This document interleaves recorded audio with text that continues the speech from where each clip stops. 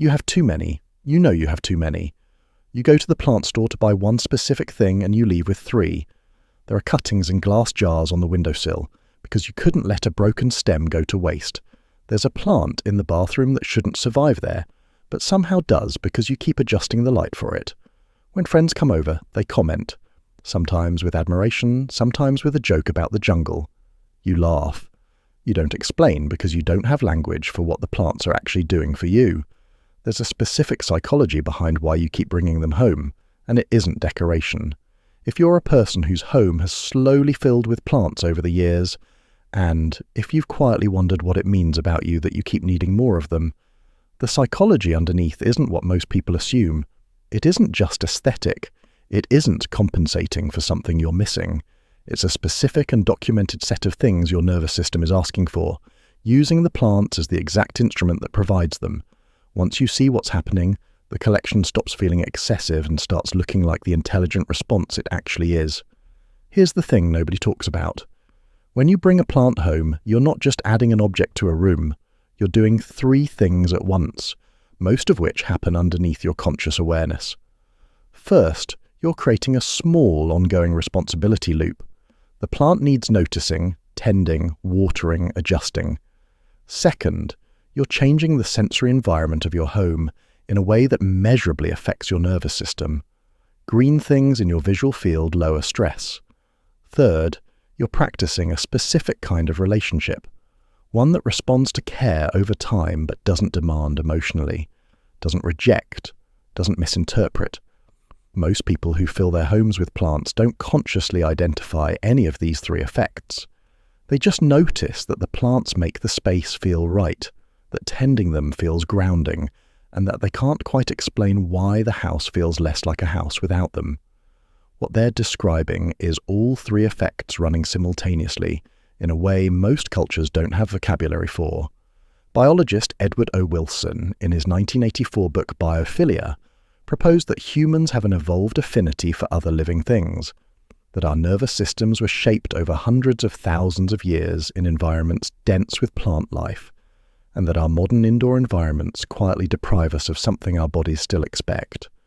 Environmental psychologists Rachel and Stephen Kaplan extended this in their attention restoration theory, documenting that natural elements, including houseplants, restore what they call directed attention in ways that urban, synthetic environments don't.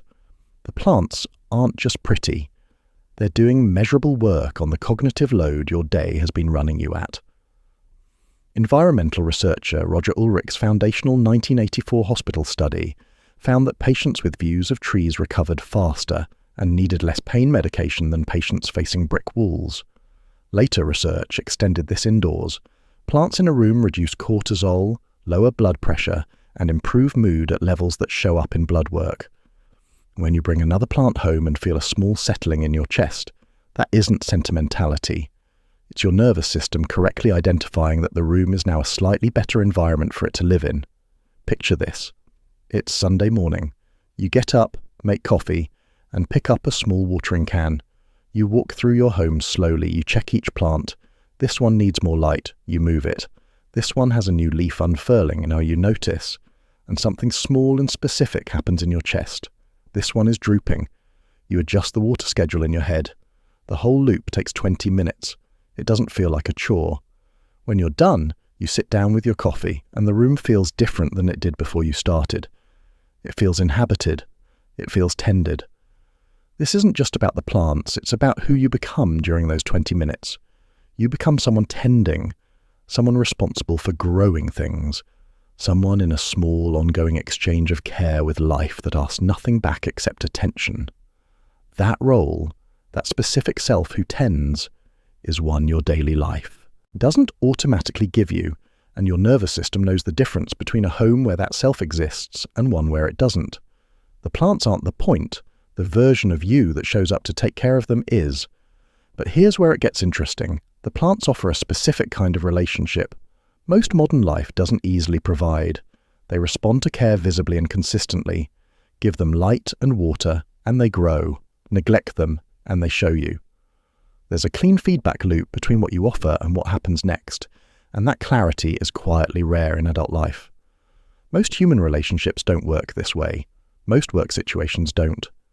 The plants provide a small pocket of relational clarity in a life mostly filled with feedback loops that are ambiguous, delayed, or contradictory, but there's more going on than clarity.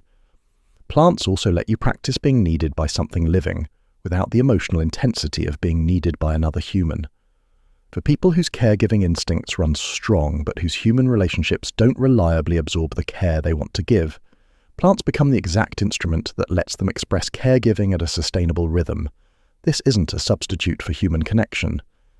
It's a parallel channel, a way of keeping a specific muscle active that atrophies when nothing safely receives it. And here's the kicker. The cultural framing of extensive plant collections has been almost entirely as decoration or eccentricity. The framing misses the mechanism. People who fill their homes with plants aren't decorating.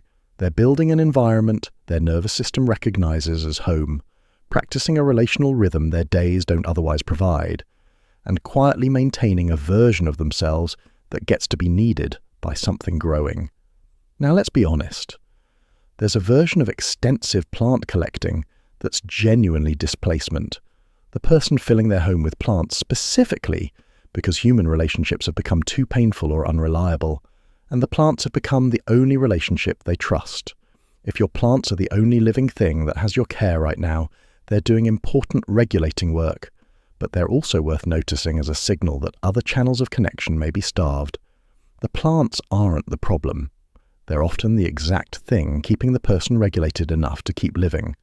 But over time, care that flows only one direction, into things that can never care back in the way humans do, can leave a specific ache that plants can't reach. If that ache is present for you, the plants are still doing their job. Something else in your life may just need attention too. But for the person watching this and quietly recognizing themselves in the collection they've been slowly building, here's what's happening. You aren't obsessive. You aren't compensating. You aren't hoarding decor. You're a person whose nervous system has been asking, correctly and consistently, to be around living things it can tend, in a home whose sensory environment matches what your body evolved to expect. The plants are answering a specific set of needs your daily life doesn't otherwise meet. And the reason you keep bringing more home is that the answer keeps working. The work isn't to stop. The work is to notice that the plants have been doing something real for you, regulating your nervous system, structuring your rhythm, giving you the specific role of someone who tends, and to receive their care with the seriousness of a genuine relationship, not as a hobby you should apologize for. There's something quietly true about a home slowly filling with plants. The person living there isn't decorating. They're building an environment their body recognizes as the kind of place a nervous system was designed to live in, dense with growing things, ordered by small acts of tending, quietly asking to be paid attention to in return. The plants are doing what plants have always done for humans, in a modern world that mostly forgot to keep them close. If you've spent years quietly wondering whether the collection is silly, or whether the tending is a waste of time, this might be the moment to consider that neither is true. What you've been building is a small ecosystem your body has been asking for, and the tending is one of the more honest kinds of care available in a life that mostly doesn't give you clean feedback for the care you offer. You aren't obsessive. You aren't compensating for something missing.